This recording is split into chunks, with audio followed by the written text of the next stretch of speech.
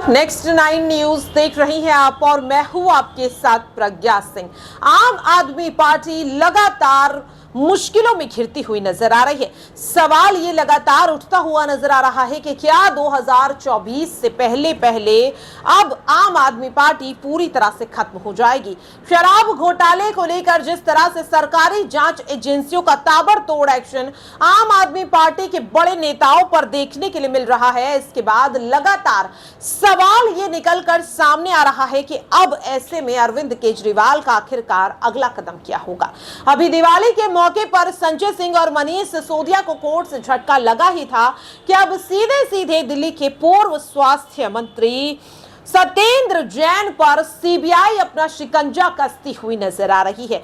यानी कि सत्येंद्र जैन जो अब तक अंतरिम जमानत पर थे, अब उनके भी मुश्किलें बढ़ती हुई नजर आ रही हैं। आम आदमी पार्टी का हर नामी चेहरा जिस तरह से अब जेल जाता हुआ नजर आ रहा है, ऐसे में अब अरविंद केजरीवाल का आखिरकार अगला कदम क्या होगा, क्योंकि साफ तौर पर देखने के लिए मिल रहा है कि सत्येंद्र जैन, जिन्हें आबकारी नीति से जुड़े मनी लॉन्ड्रिंग मामले में गिरफ्तार किया गया था, जो फिलहाल कुछ समय से अंतरिम जमानत पर थे, अब सीबीआई का शिकंजा उन पर कसता हुआ नजर आ रहा है। आखिरकार ये पूरा मामला क्या है, अब विस्तार से बताते हैं। दरअसल आपको बता दें कि 200 करोड़ रुपए के मनी लॉन्ड्रिंग मामले में जेल में बंद महाठगी के आरोपी सुकेश चंद्रशेखर के आरोपों पर सीबीआई ने भ्रष्टाचार निवारण अधिनियम की धारा 17A के तहत दिल्ली के पूर्व मंत्री सत्येंद्र जैन और पूर्व जेल अधीक्षक राजकुमार के खिलाफ जांच कराने के लिए दिल्ली के उपराज्यपाल से मंजूरी मांगी है। सत्येंद्र जैन पर सुकेश चंद्रशेखर सहित विभिन्न हाई प्रोफाइल कैदियों से करोड़ों रुपए की उगाही करने का आरोप है। सत्येंद्र जैन के खिलाफ मामला चलाने के लिए लेफ्टिनेंट जनरल वीके सक्सेना से अनिवार्य मंजूरी मांगते हुए सीबीआई ने आरोप लगाया कि तत्कालीन डीजी जेल संदीप गोयल और तत्कालीन अतिरिक्त महानिरीक्षक मुकेश प्रकाश की मिलीभगत से दिल्ली की जेलों में उच्च स्तरीय भ्रष्टाचार और जबरन वसूली रैकेट चलाया जा रहा था। सीबीआई ने एलजी को लिखे अपने पत्र में आरोप लगाया है कि उन्होंने इसके लिए एक सिंडिकेट के रूप में काम किया।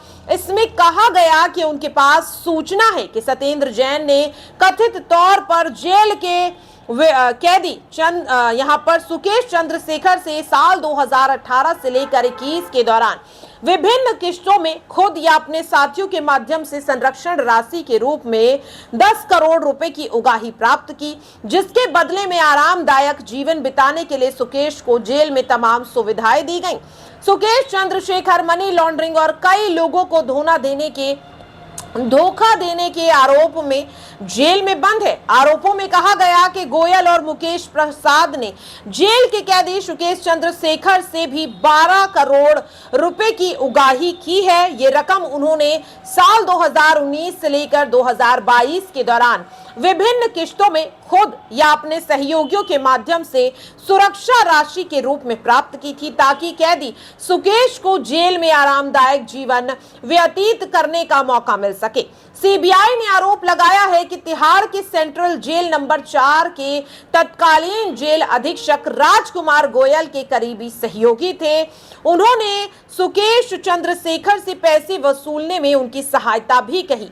वहीं आपको बता दें कि सुकेश चंद्रशेखर ने एक बार फिर से दिल्ली के उपराज्यपाल को पत्र लिखा। अपने पत्र में उन्होंने उपराज्यपाल से दिल्ली के मुख्यमंत्री अरविंद केजरीवाल और पूर्व स्वास्थ्य मंत्री सत्येंद्र जैन के खिलाफ की गई अपनी नई शिकायत पर विचार करने का अनुरोध किया है। सुकेश ने आरोप लगाया कि मनीष सिसोदिया और सत्येंद्र जैन जेल से समानांतर व्यवस्था चला रहे हैं। पूरा जेल प्रशासन उनकी कठपुतली है। सुकेश का आरोप है कि उसे जेल अधिकारियों द्वारा गंभीर लगातार मानसिक दबाव और उत्पीड़न का सामना करना पड़ रहा है। ये सब पूरी तरह से सत्येंद्र जैन और अरविंद केजरीवाल के निर्देशों के तहत हो रहा है।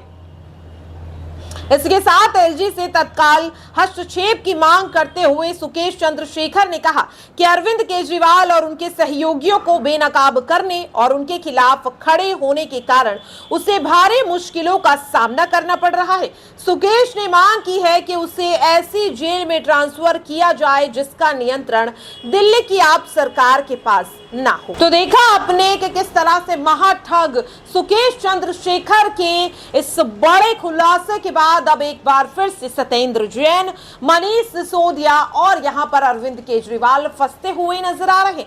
तो ईडी सीबीआई के बाद यहां पर अब ईडी के बाद सीबीआई के निशाने पर सत्येंद्र जैन ही नहीं बल्कि मनीष सिसोदिया और अरविंद केजरीवाल भी आते हुए नजर आ रहे हैं। तो क्या अब ये माना जाए कि सीधे सीधे अरविंद केजरीवाल का भी मनीष सिसोदिया